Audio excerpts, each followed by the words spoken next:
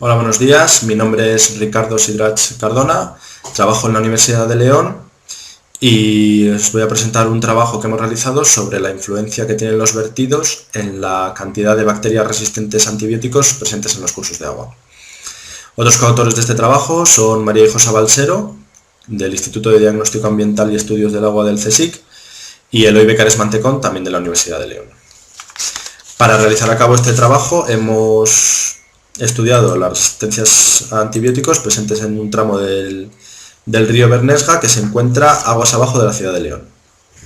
Este tramo de río de menos de 3 kilómetros tiene unas características muy peculiares, puesto que en él se concentran el vertido de la edar de León y el vertido de la industria Antibióticos S.A., que se dedica a la síntesis de antibióticos.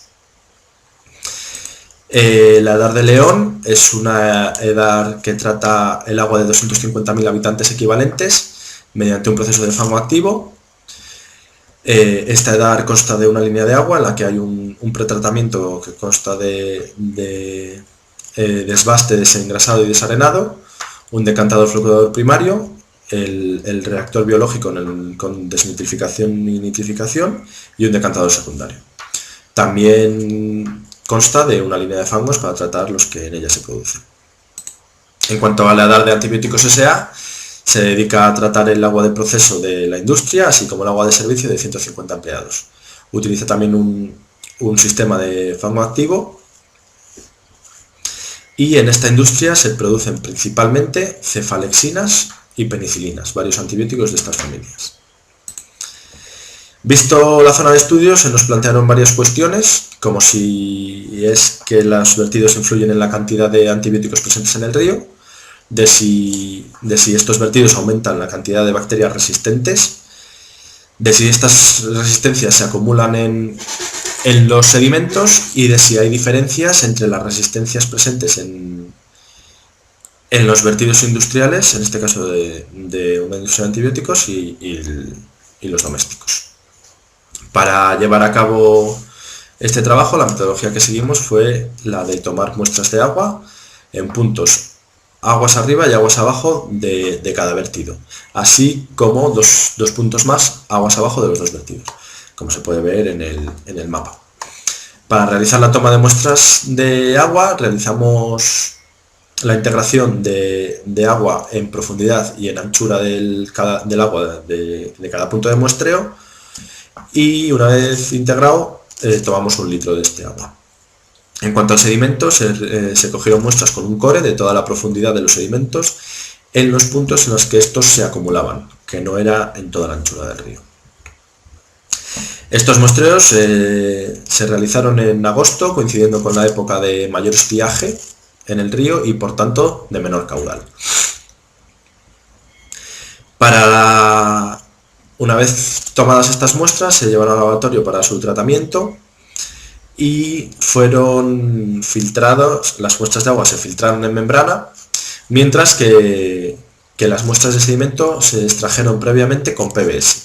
Una vez extraído, se filtró en membrana como si se tratara de muestras de agua. Se realizaron diversas diluciones para encontrar la concentración óptima de bacterias, y las bacterias estudiadas fueron indicadores fecales comunes, como son E. coli, coliformes totales, enterococos y clostridios sulfitoreductores. Estos últimos solo se estudiaron para conocer su cantidad en el río, es decir, el número de organismos por mililitro. No se realizaron con ellos pruebas de resistencia. Las pruebas de resistencia se llevaron a cabo mediante 2 métodos diferentes, que son dilución en agar y difusión en agar, o antibiogramas convencionales. Para la realización de la dilución en agar, se diluyó en el agar que se utilizó para cada organismo una concentración determinada de cefalexina y de amoxicilina. Y se aplicaron sobre ellos directamente las membranas obtenidas en la filtración para conocer su resistencia.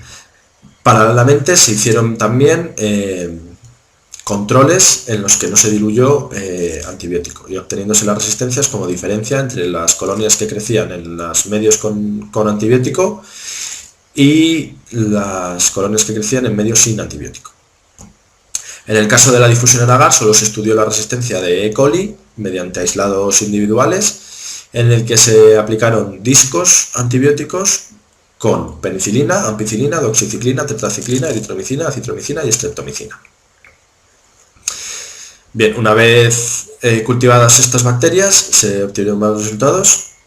Primero de todo, la concentración total de bacterias en el río se obtuvo mediante las placas control, en las que crecían todos los organismos que estaban presentes en el medio, y en las que se obtuvieron unos resultados bastante significativos. Se puede observar cómo después del vertido de la DAR de león aumenta significativamente el número de bacterias presentes en el agua, representados como cajas blancas en esta gráfica, pero también se observa cómo van paulatinamente disminuyendo según se aleja el punto de muestreo del vertido. Esto coincide con una pauta similar en sedimentos, pero contraria. Se ve cómo van aumentando la cantidad de bacterias presentes en el sedimento según se aleja del punto de muestreo. Esto es significativo y puede significar que las bacterias presentes en el río van poco a poco sedimentándose, pasando a formar parte de las bacterias del sedimento. Con lo cual hay un intercambio entre bacterias del agua y bacterias del sedimento. En cuanto a los clostridios, no sigue estas pautas, hay una concentración bastante parecida en todo el río, con la única peculiaridad de que la concentración es mayor en las muestras de sedimento, cosa que por otro lado es lógico teniendo en cuenta que son organismos anaerobios. En cuanto a la resistencia a cefalexina y amoxicilina por el método de dilución en agar, se puede observar como tanto en E. coli como en coliformes totales hay un aumento de la resistencia justo después del vertido de antibióticos. Un aumento bastante significativo, llegando en algunos casos hasta llegar al 100% de resistentes. También se puede observar cómo según se aleja el punto de muestreo del vertido, esta resistencia va disminuyendo. En el caso de estos dos organismos para cefalexina, se puede observar cómo apenas hay variación en todo el curso del río y cómo esa resistencia es mucho menor que en el caso de amoxicilina. En el caso de enterococos, que se muestra en la parte de abajo de la gráfica, las pautas son muy parecidas pero contrarias. Presentan mayor resistencia a cefalexina, observándose también un aumento después del vertido de antibióticos, pero no hay resistencia para el caso de amoxicilina. Es una cosa interesante el hecho de que, aunque la resistencia a bacterias aumenta mucho después del vertido, el propio vertido no presenta tanta resistencia como después. Esto puede estar indicándonos que la resistencia en este vertido es transmitida no por E. coli o por coliformes totales y enterococos, sino por otro tipo de bacterias que posteriormente recombinan con estas bacterias una vez que llegan al río. En cuanto al método de difusión en agar, en esta tabla se pueden ver los porcentajes de resistentes en cada punto del río, observándose como penicilina y eritromicina presentan resistencias muy elevadas del 100% en la mayoría de los casos. Y también se observa cómo justo después del vertido de antibióticos, en el punto 2, disminuye mucho la resistencia a estos antibióticos, pero poco después, en el punto 3, esta resistencia aumenta para luego mantenerse a lo largo del río. Esto puede significar, igual que pasaba antes, que hay otras bacterias que están transmitiendo esa resistencia y que tras un periodo en contacto con las bacterias del río recombinan con estas, produciendo la transmisión de las resistencias. En cuanto a los sedimentos, se observa cómo es más o menos estable la concentración del porcentaje de resistentes en todo el río, con una pequeña disminución, no siendo tan evidentes los vertidos en este caso. En cuanto a la difusión en agar, también se pueden obtener otros resultados bastante interesantes, como son la multiresistencia, es decir, la capacidad de las bacterias a resistir a 2 o más antibióticos simultáneamente. En la gráfica de la izquierda vemos las multiresistencias presentes en las muestras de agua del río y se observa como en el punto 3, un poco después del vertido de antibióticos, estas multiresistencias son muy elevadas, obteniéndose valores de multiresistencia a 7 antibióticos, es decir, a todos los antibióticos estudiados en este caso, de prácticamente el 30% de las colonias. porcentaje que va disminuyendo paulatinamente según se aleja el punto de muestreo del vertido de antibióticos, hasta en el punto 6, aguas abajo de los vertidos, obtener concentraciones similares a las del punto 1 previa a los vertidos. Esto puede indicar algún tipo de equilibrio en el río, que estaría indicando que una vez que desaparece la presión selectiva de los antibióticos de los vertidos, se tiende a recuperar este equilibrio. En cuanto a la gráfica a la derecha, en la que se muestran el porcentaje de multiresistentes tanto del vertido de antibióticos como del vertido de la edar de león, se puede observar cómo las pautas son diferentes. En el vertido de antibióticos, la máxima multiresistencia es a 4 antibióticos, mientras que en el vertido de la edar de león, la resistencia a antibióticos es de hasta 7. Estas diferencias pueden ser debidas a que en el vertido de antibióticos las bacterias están solo en contacto con antibióticos de la familia de cefalexinas y penicilinas, mientras que en la edar de león, están en contacto con todo el espectro de antibióticos presentes en el mercado y que utiliza la población.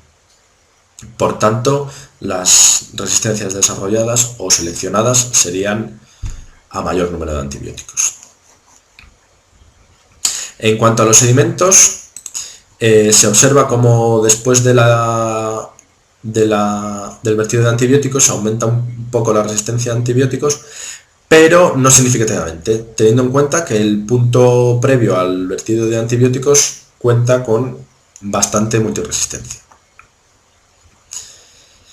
Esto nos permite concluir varias cosas. Los vertidos de las plantas de tratamiento aumentan la cantidad de bacterias fecales en el río, especialmente la de la edar de león, tanto en el agua como en los sedimentos. Aunque si bien es cierto que esto puede estar debido al esta diferencia con la edar industrial puede estar debido a que el caudal de la edar de león es mucho más elevado que el de la edar de antibióticos. También se puede concluir que el vertido industrial tiene mayor capacidad para aumentar las resistencias a amoxicilina y a cefalexina en las bacterias autóctonas del río, indicando que hay una diferencia en la capacidad de intercambio genético y que hay otras bacterias que pueden estar implicadas en la dispersión de estas resistencias.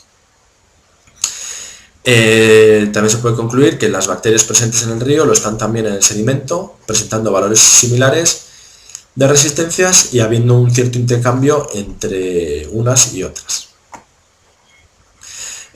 También se puede observar en este estudio que las multiresistencias están ampliamente presentes en el ecosistema, encontrándose valores de resistencia previos a los vertidos muy elevados. También se puede ver cómo las multiresistencias en el agua residual dependen mucho de la concentración y de la diversidad de antibióticos presentes en este agua. Y como conclusión general, se puede observar en este trabajo que la elevada tasa de supervivencia de las bacterias vertidas, así como su elevada